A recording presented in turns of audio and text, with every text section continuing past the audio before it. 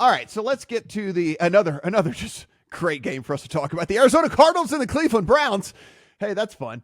This is out to 8.5, 9 as well in favor of the Browns. We get word as we were coming on here that it is going to be Deshaun Watson going for the Cleveland Browns. 38.5 is your total. It is going to be Clayton Tune going for the Arizona Cardinals. Guys, I put the Browns into the account as a teaser leg with one a little bit later. This was before the Deshaun Watson news.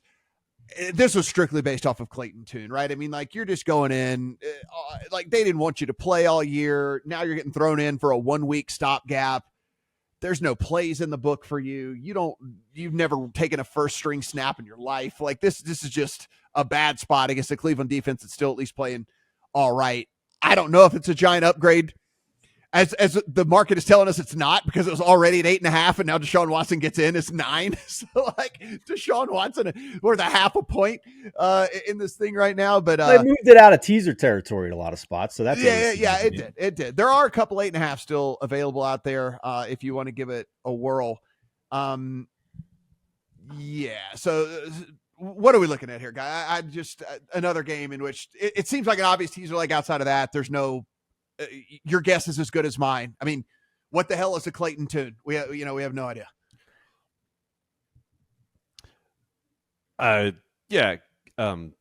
It's not guaranteed to be Clayton Tune, so that's why I don't have a play on this. Jonathan Gannon has already said he'll make the decision in the next 24 hours. So he's still leaving Kyler Murray in the discussion, so that's enough for me to leave it alone for now. I understand playing Cleveland as a teaser. I have no problem playing Cleveland as a teaser. I have no idea what you're going to get out of Deshaun Watson. It's going to be better than what you got from PJ Walker, but Cleveland somehow managed to win 2 games and be in a position to win a third with PJ Walker as the quarterback. So I think Deshaun Watson has the potential to be a net negative for the Cleveland Browns. That being said, does Arizona have the ability against this Cleveland defense to go on the road and win a game with Clayton Tune or with Kyler Murray? Highly questionable, but the existence of Kyler Murray as a possibility, at least on Friday afternoon, is enough for me to say I would wait to play this thing to confirm for sure that Kyler Murray isn't going to be in. Yeah, the stuff that Gannon said, like, makes me to believe that. Yeah, that was my question. Do you believe him, Adam? No. I mean, I don't need to believe him for the purpose of saying, do I want to wager on it right now? Right? Yeah. It just creates uncertainty. Sure. I guess for me, it's like a read between the lines type thing that, like, we've got to make sure we're doing the thing that's best for the team and the thing that's best for Kyler. It's, starting on the road against the Browns defense. Put it this way. Right, At this point, Friday afternoon, the market doesn't believe him. Yeah. Because this is a tune number, not an in-between number. Yeah, so I mean, I'm just reading between the lines here. They need to lose this game. I mean, like, let's be for real. Like, they need to lose this game. Like, this is not you don't want to go sneak. You don't want to go mess around and win this game. Like, what's best for the team, aka what's best for the organization, is to go ahead and get another loss in the column, and then you can bring him back next week. I'll say this though, Matt. That, like, I don't think the head coach thinks that way. Like, I think the front office thinks that way, which is probably you don't think the front office is telling him what to do?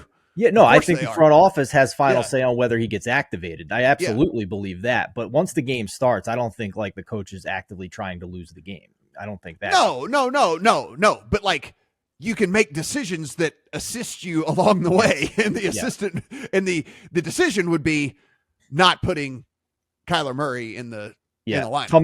Coming off an injury on the road in Cleveland, not exactly the softest landing spot when you have a game next week, I believe, against Atlanta, which would be a lot easier. So, yeah, I'm with you, Matt. As we record right now, it doesn't help anybody because we're sitting at 9. But if there was to be some buyback on Arizona and we get back to 8.5, then yeah, I am comfortable with the teaser leg, even though I agree with Adam. It is possible that Watson still is not an upgrade. The way I kind of view it is, like, if you want to hear my opinion of PJ Walker, like, go back to last week and how bad he's been over the past 3 seasons. And it's the same thing. Yeah. But I don't think Watson has a bigger ceiling, but I do think he's got a higher floor.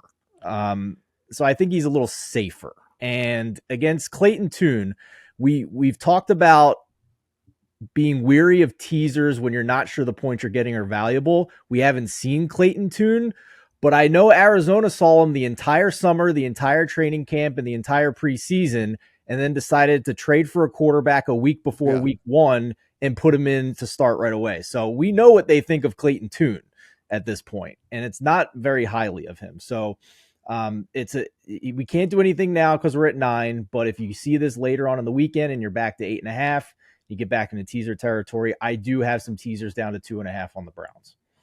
Yeah, it's just, again, Mary Kay Cabot has usually been one of the very best beat reporters out there. It's been, look, I can't really blame it on her. This whole Deshaun Watson thing has been terrible, and so she's been wrong so many times. But she said she was out of practice. He looked like he was healthy. Talked to him afterwards. Said the shoulder feels good. I mean, what can we, I don't know. What can we take from that? I don't really know, but that's kind of the word coming out of Cleveland anyway.